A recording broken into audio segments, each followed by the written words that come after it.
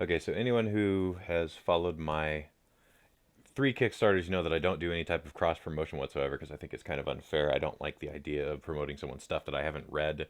Basically, cross promoting on Kickstarter is someone says, "Hey, I also have a Kickstarter going. If you show your followers my stuff, I will show my followers your stuff, and then we'll get more traffic." And so many people do it. I don't feel comfortable doing it. I never liked the idea of it, so I don't. So what I want to do though is promote some stuff that I have supported on Kickstarter that is completely awesome now that I have had a chance to read it and look at it and review it and all that because it's pretty amazing. First thing I wanted to talk about is God Summoner. This comic, I think it cost me $10 to get the first two issues, and I got it mainly because of the art, which is done by a guy named Manos. He just goes by Manos on Instagram. The writer I ended up kind of sort of hearing about just, I think it was on Reddit. But anyway, pretty detailed stuff, but I love the art. The art was so good. And it's like manga, kind of, except just a little bit more westernized. And it looks great. Plus, I mean, look at the horse. Artist can do anything. He also does this really cool thing where this is the size of a comic book page in general, but he has it set up to where he does these extended panels, which I've seen occasionally just in random other stuff, but it's so that they can fill out extra space in European sized magazines. Does the same thing here by widening this. And he does it on basically every page. Oh, this is gorgeous. I love this one. Anyway, that's one thing that I just think is completely amazing. Also, the story is just as good as the art, which I was not necessarily expecting. I love that. God, so good. Okay, the next one I want to show off is a comic called Trikovi, which I met the creator on a podcast called Pink Buzz, and he was on there too, on like a little year-end panel type thing, and it was fun. And I was looking at his art, and I really liked it, and I really loved his panel border stuff. Like I like how he does this scribbly artwork. Also good with color. Really, I think really good with color. Probably better than he thinks. He was pretty humble about his own artwork. I think it's great. This one I'm especially. I love the color on this page. It can't get any more like hyper than this. Give it time to adjust, but yeah, really good stuff. Really interesting ways of doing panel borders. I like the coffee stain on this part. It's really cool. This is another comic I met, or I met the artist on that Pink Buzz podcast. Guy that goes by Schlepzig. I follow him on Instagram, and this is his 24-hour comic that he did. That is pretty incredible for 24 hours. Really good art. The comic sort of reminds me of, what was it, The Actress and the Bishop, the one that Brian Bolland did. Just this weird pairing of characters. But I love the crazy kinetic artwork that he does. Super cool. I didn't get to back him on Kickstarter. I ended up buying this from his website, which I think cost me, I don't know, $5, something like that. It was worth it. Definitely worth it. Here's some stuff I did support on Kickstarter. Lost Between Worlds. I found this guy on Reddit, Edwin DeCastro. The main thing I liked about this, first of all, I think this is like his first Kickstarter comic. I think he's going to do another one here pretty soon, but it is huge.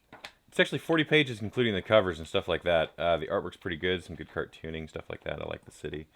It's about a Grim Reaper essentially doing her job and guiding taken souls to where they need to go, and then her obviously running into a complication later on. Pretty good looking, but man, lots of you get your money's worth on this thing. Pretty cool. This is one of the coolest things I've ever seen in my life.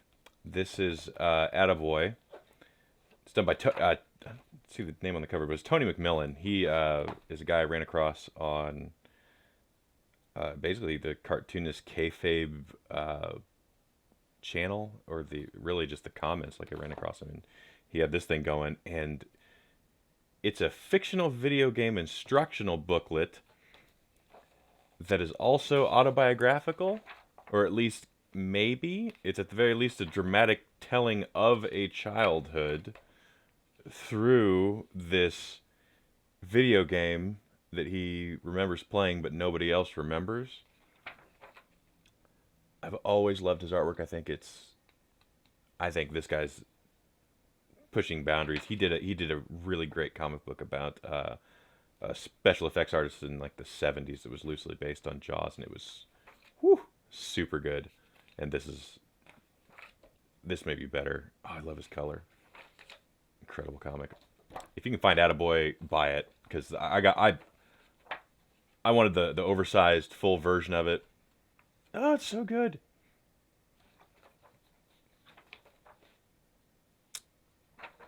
Whatever this good with color. Oh yeah, he just like threw in some original art with it. It's freaking amazing. Love this. Little buttons you can press and stuff like that. This is my favorite thing in the past, I don't know how many years. I sat next to this guy at the Kansas City Comic-Con, Planet Comic-Con. And he didn't have this for sale yet, but he was promoting the Kickstarter. And I was like, I will do anything to get my hands on it. I actually got it. I got 2 copies of this because I gave one to my wife, who's a teacher, and the kids at her school love it. They think it's amazing. When it says Story Path Adventure, it starts out with the main character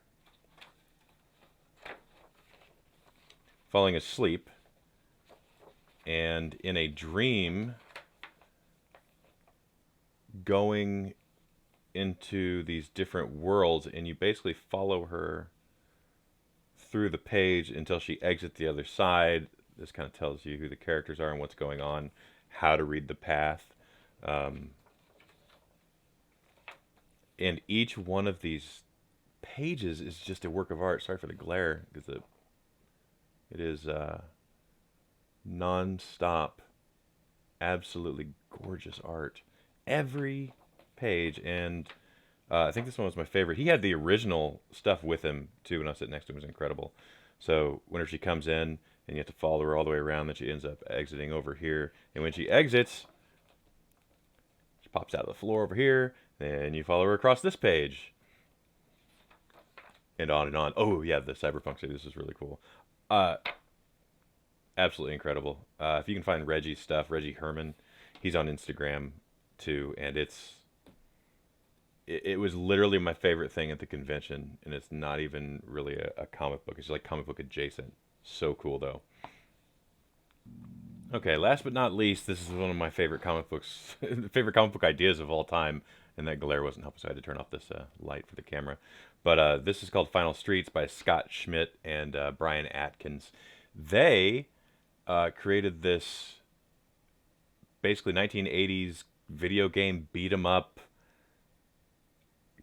game, like a comic book. So it's just like a video game, except in comic book format. You got your players, which are getting glared out, but okay. So Soli and Kumi, like one's a boxer type character, one's a ninja type character, and you go through what are essentially levels and get in fights and take out the bad guys. It's such a simple idea and so smart. Yeah, little nod to Renegade, if you guys ever played 80s beat 'em ups. There is... Okay, so Scott, who's a good friend of mine, credited as writer, doesn't really need to write much. Just like, it's mostly just punching and kicking and beating people half to death. And then when you clear the level, they get points. There's a score.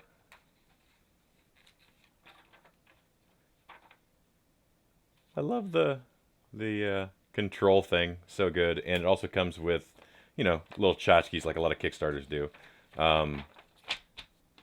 Here's the map of the game.